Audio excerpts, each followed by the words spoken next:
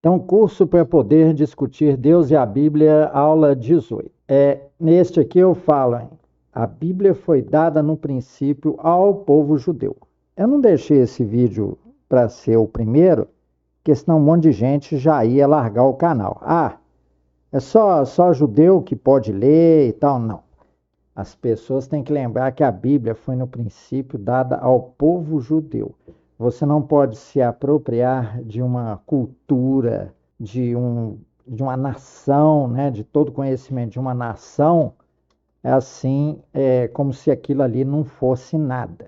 Você tem que saber que aquela nação tem uma cultura em particular.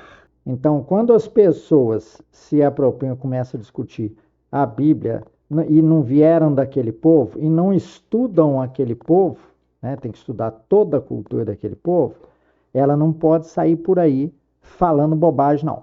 É igual estudar matemática. Você não pode sair por aí falando de matemática se você não tiver estudando. O estudando já é perigoso, né? É bom a pessoa ter estudado uns 20 anos, pelo menos, matemática, para poder começar a discutir o assunto. Então, vamos relembrar. Os rolos daquele conteúdo que iria compor o Velho Testamento foram dados ao povo hebreu. Não eram ainda judeus. Tem gente que nem sabe o significado, a diferença da palavra judeu, israelita, né, israelense, e saem falando bobagem. Quando você fala que é judeu, eles te perguntam, você nasceu em Israel? Não tem nem sentido, é porque desconhece o assunto mesmo. Então, é preciso mergulhar nas verdades daquele povo. Então, antes de ser o povo judeu, eles eram bem conhecidos como povo hebreu, os Abiru, né? Os egípcios chamavam eles de Abiru, os descendentes de Éber. Nenhum outro povo está apto a compreender o Velho Testamento em sua plenitude. Eles falam muito de interpretar, cada um interpreta do seu jeito. Não. Quando você conhece a cultura em que foi escrito um livro e a vida do seu autor, você não está interpretando, não.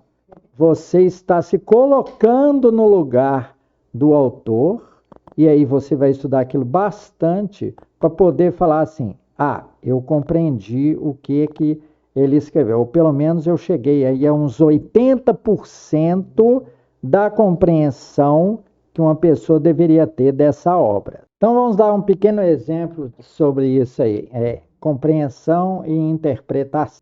Exemplo da pena de cortar a mão dos ladrões nos países árabes. Interpretação desse povo que tem agora, né, que julga tudo apressado e não estuda antes de falar bobagem. Eles falam assim, nossa, que violência, que absurdo. Agora, compreensão. Corte da mão é feito no lado que cuida da higiene, ou seja, é cortado a mão esquerda deles. Olha como é que você tem que conhecer do assunto. O risco torna o homem consciente, previdente e depois controlado. Então, ele sabendo que a mão esquerda que cuida da higiene, ou seja, que limpa lá, né, o traseiro na hora que faz, ele sabe que com a mão esquerda cortada ele vai ter que fazer isso com a direita, e a mão direita é para fazer as coisas dos rituais que se referem a Deus, ao Alá deles. Compreenderam agora como é que tem lógica? Então não falem dos costumes dos outros sem terem estudado, tá? Então aqui nós vamos mostrar a vocês como que religião, ritual, costume e saúde se ligam. Por exemplo, no arraial onde as tribos de Jacó acampavam, o incenso queimava dia e noite. Aí vamos lá. Isso é o que? É o que você vê. Agora vamos à compreensão, não é interpretação, porque isso aqui é do costume deles.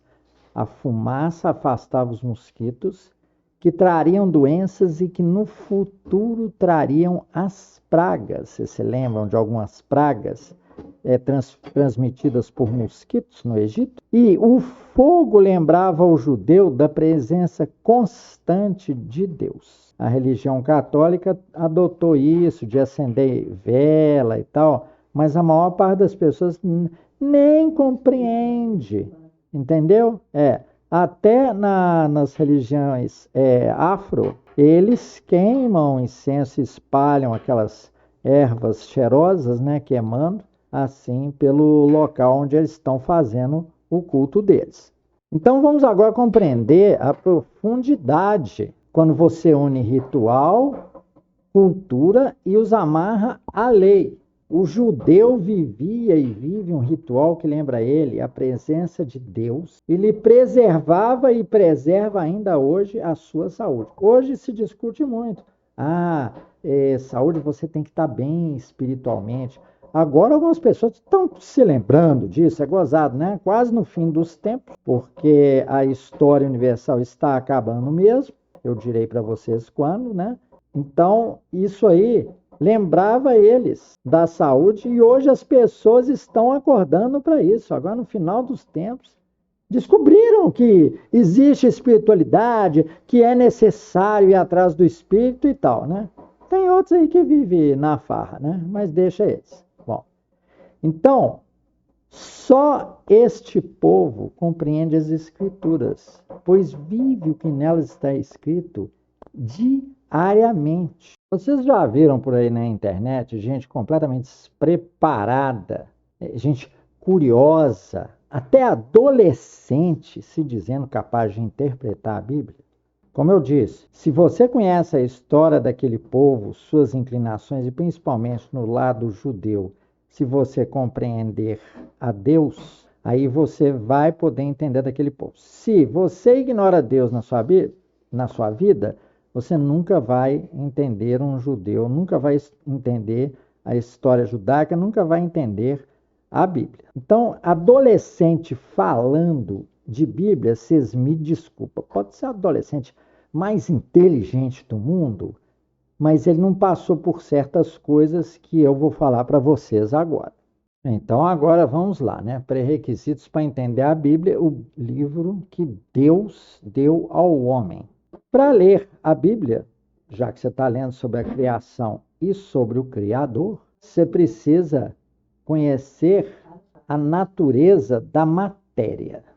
Tá? Você vai discutir a criação e tal, então você tem que saber a natureza da matéria. São aquele modelo padrão que agora os cientistas soltaram aí com bósons, mesons, aqueles, né, leptons e tal. Se a pessoa é um guri que não conhece isso, então já não vai dar para conversar. A pessoa tem que conhecer física, principalmente termodinâmica, porque foi disparado pelo Criador uma coisa chamada física, suas leis. E principalmente termodinâmica, por quê?